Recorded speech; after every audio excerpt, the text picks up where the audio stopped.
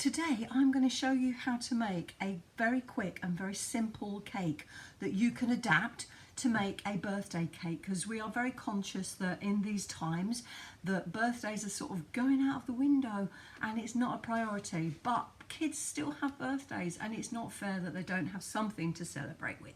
So I have adapted a James Martin's birthday cake. His is a chocolate cola cake, but I haven't got any cola in the house because I'm allergic to it. Well, I'm not allergic to it, but I get very hyper on the caffeine. So I have adapted it into a chocolate pop cake. So I have got some Radnor Fizz, which I'm going to be using instead, but you can use anything. You can use lemonade, you can use Coke, you can use beer. The ingredients I've got are 250 grams of self-raising flour. I've got 2 eggs. Bicarb soda is the one that you need to kick it up. If you haven't got this, you really need to find this. Baking powder might work, but bicarb soda is better. 250 grams of either butter or margarine. I'm using butter because I've got some that needs using up.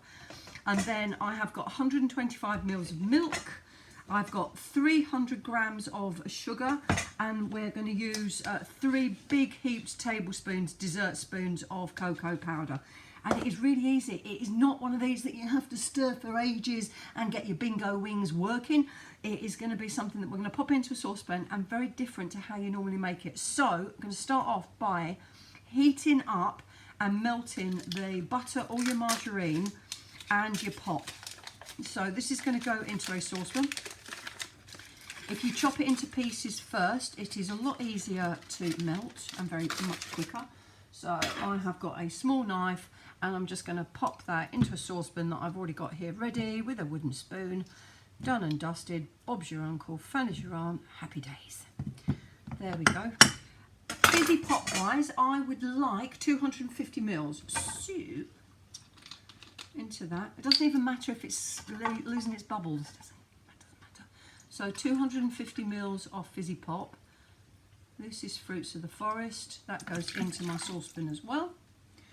And then I have also got 125 mils of milk also going into the saucepan. It does sort of slightly start to curdle a little bit, but do you know what? It doesn't matter.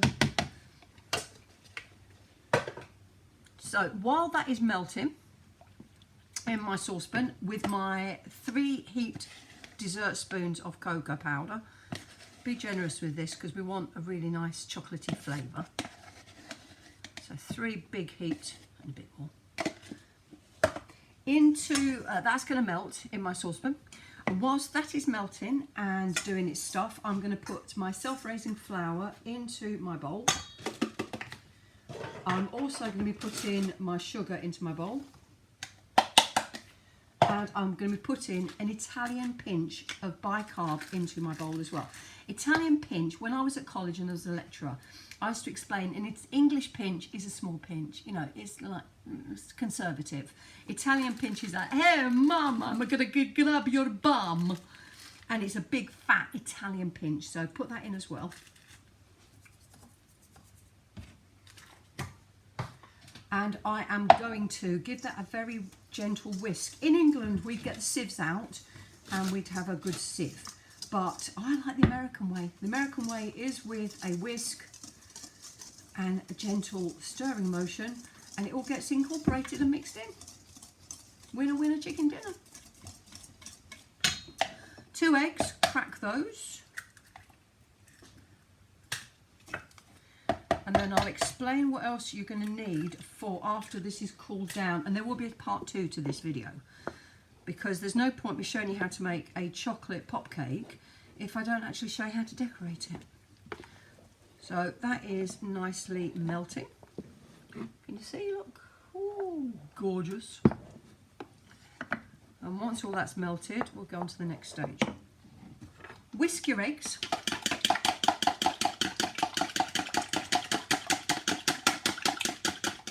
Done.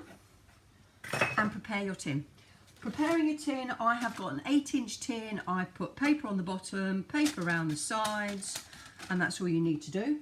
And then I'll explain what you're going to need for making it funky and birthday cakey. You can eat it like this just for tea, or you can make it into a proper birthday cake. So I have raided the grandkids' sweetie drawer yet again. These poor kids are never going to see another sweet again in their life, but for the time being, I've got them all. So you are also going to need some sort of straw, whoop, and a wooden skewer, and I'll explain what you're going to do with this later. I found some Smarties this morning in sweets. There's no pasta left on the shelves. There's no hardly anything healthy, but there's tons of sweets. Winner, winner, chicken dinner. I have also got loads of bits and bobs, odds and sods, that have been in their drawer for ages that they've forgotten about, or that they don't know about, or that they just didn't get their little mitts on. So I have got these, and we're going to use these later for the gravity defying cake. And the other thing that you're going to need, if you want to, you don't have to, but I would like to. So to finish the cake off, I found a couple of packets of milk chocolate break bars, which are like Kit Kats, just cheaper. And you're going to need about 2.5 packets of these, and there's about 8 in a box. You can use anything. If you've already bought the kids' Easter eggs, you can use that, whatever you like. And then you're going to make up some buttercream. And buttercream is 250 grams of margarine or butter and 400 grams of icing sugar. And you can make that as well, and that will be used to stick everything basically onto the cake. So in the meantime, my chocolate, butter, cola and milk mix is ready. It has all melted, so I'm going to turn that heat off, and I'm going to pour the gloop into my bowl.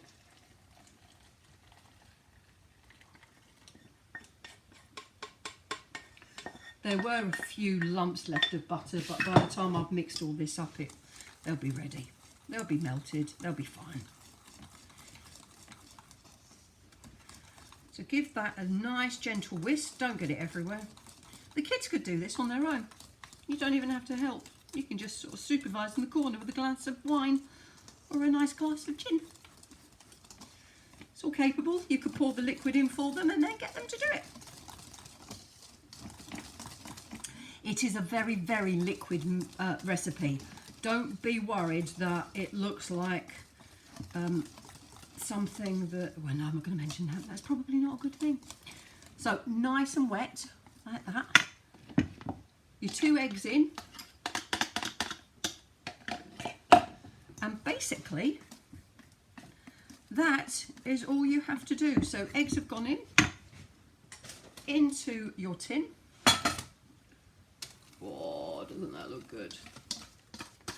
And this goes into an oven, 160 degrees, about gas mark 3, for 40 minutes to an hour. It does take quite a while because it is a very, very wet mixture. But it is so good.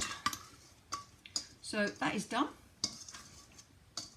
I will bake this, I will let it cool, and then I will show you what to do with it to make it into a gravity-defying birthday cake for everybody.